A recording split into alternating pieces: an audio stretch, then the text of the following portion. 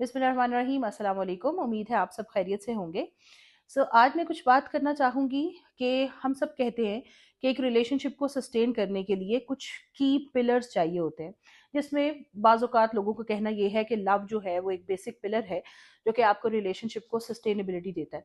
लेकिन लव के अलावा love is not enough for maintaining the relationship for over a period of time. क्या और चीज़ें हैं जो ज़रूरी हैं आपके रिलेशनशिप के अंदर सस्टेनेबिलिटी और मेंटेनेंस लाने में। हम उसको आज डिस्कस करते हैं। सबसे इंपॉर्टेंट चीज जो लव के अलावा बहुत जरूरी है, दैट इज द शेयरिंग। ये बहुत इंपॉर्टेंट है कि आप जो पार्टनर्स हैं वो कितनी एक दूसरे से इंफॉर्मेशन शेयर करते हैं। ठीक है, आप अपने सीक्रेट्स नहीं रखते, आप मैक्सिमम अपने आप को ओपन करते हैं। ठीक है, हमारे जो पुराने लोग हैं वो अक्सर ये कहते हैं, जैसे मैंने अक्सर कहते हुए लोगों को सुना है कि जो हस्बैंड है वो आपके सराहने का सांप है। ठीक है, किसी सिनेरियो में ये ट्रू हो सकता है, लेकिन सब सिनेरियो में ये ट्रू नहीं है। अगर आप इस रिलेशनशिप की पाकीज़गी को समझें और उसमें आप चीज़ें डिस्कस करने लगें अपने हस्बैंड के साथ, और अगर जितना आप खुलेंगे, अगला भी आपको उतना ही शेयरिंग में और चीज़ों के अंदर इन्वॉल्व करेगा।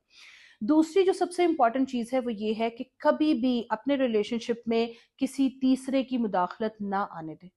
आपके जो भी मामलात हैं, आपने कोई भी चीज़ की है, कोई एक 100 बातें बुरी लग जाती हैं, लेकिन keep it in the premises of your room और इन योर हाउस।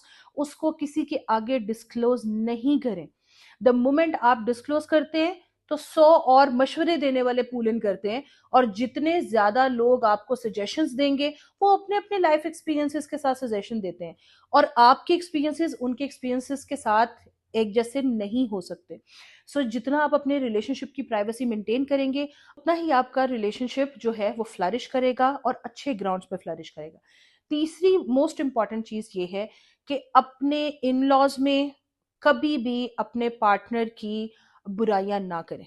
मैंने बहुत दफा औरतों को देखा है, वो जब भी अपनी माँ के घर जाती हैं, कहीं भी जाती हैं, वो बस ये कहेंगी कि मेरे हस्बैंड ने ये नहीं किया, मेरे हस्बैंड ने वो नहीं किया, इसने ये नहीं किया, इसने वो नहीं किया। एक दफा आपको कहीं कोई बात बुरी लगती है और फिर आप उन्हीं दिनों में कहीं अम्मी की तरफ चली जाती हैं, आप सारा का सारा वहां पे पीछे जो भी अच्छा भी काम हुआ उस पे, सब पे आप कहते हैं ना कि वो आप फ्लश आउट कर देती हैं, और सिर्फ जो आपको बुरी चीजें लगी होती हैं आप वो डिस्कस करती हैं। तो ये बहुत बुरी बात है। अपने पार्टनर की, हस्बैंड के लिए भी यही यही सजेशंस हैं कि आप अपने पार्टनर को किसी के आगे गंदा ना करें। जितनी भी आप किसी के साथ डिस्क्लोज करेंगे अपनी चीजें, उतनी ही वो ज्यादा आपके रिलेशनशिप को खराब करेगा। और इसमें जरूरत इस चीज की है कि हम इस बात को रियलाइज करें। और ये बहुत इंपॉर्टेंट बात है जो मैं आप कहने लगी हूँ। आप जब भी, फॉर एग्जाम्पल, मैं अपनी अम्मी के साथ कोई भी डिस्कशन करती हूँ, मेरे अपने हस्बैंड के साथ लड़ाई हुई, उसी वक्त मैंने अपनी अम्मी को बता दिया, उनके साथ डिस्कशन हुई और मूड खराब हुआ सबका। उसके बाद आपकी अपने हस्बैंड से सुलह हो जानी है। ठीक है, सूनर और लेटर हमने दो चार बातें करनी है और सुलह कर लेनी है। लेकिन आपके पेरेंट्स वो बात नहीं भूल पाते, क्योंकि उनके लिए सबसे इंपॉर्टेंट आप हैं। जितना मर्जी कह लें कि दामाद बेटा होता है, ये होता है, वो होता है, लेकिन औलाद से ऊपर कुछ नहीं होता। आपके लिए प्रायोरिटी आपके माँ बाप की आप हैं। वो एक दफा स्कीमा बना लेते हैं कि ये मेरी जो बेटी है ना वो शायद खुश नहीं है, या मेरा जो दामाद है वो अच्छा नहीं है। और फिर सबसे पहले जो रिफ्ट क्रिएट होती है ना, वो साफ साफ एविडेंट जो है ना वो फील होगी। आप देखिए कि आपने जब अपनी माँ से कोई चीज डिस्कस की है, आप अपना कैथारसिस करने के लिए डिस्कस कर रहे हैं, लेकिन पेरेंट्स जो हैं वो इन बातों को बिठा लेते हैं, अपने दिल में गिरा कर लेते हैं।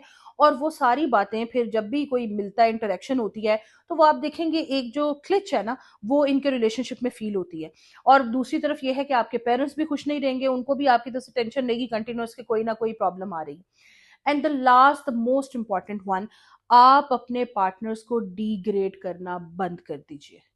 उनको अप्रिशिएट करना स्टार्ट करें। देखिए, जब द मोमेंट आप अप्रिशिएट करेंगे, पॉजिटिविटी आएगी आपके रिलेशनशिप में। और ये अपने दिमाग से निकाल दीजिए कि अगर मेल है तो उसको अप्रिसिएशन पसंद नहीं है। जितनी को फीमेल को अप्रिसिएशन पसंद होती है, उतनी ही मेल्स को पसंद है। प्रॉब्लम ये है कि हम ना अप्रिशिएट करते हैं और ना इसके रिजल्ट से हमें कोई फायदा होता है।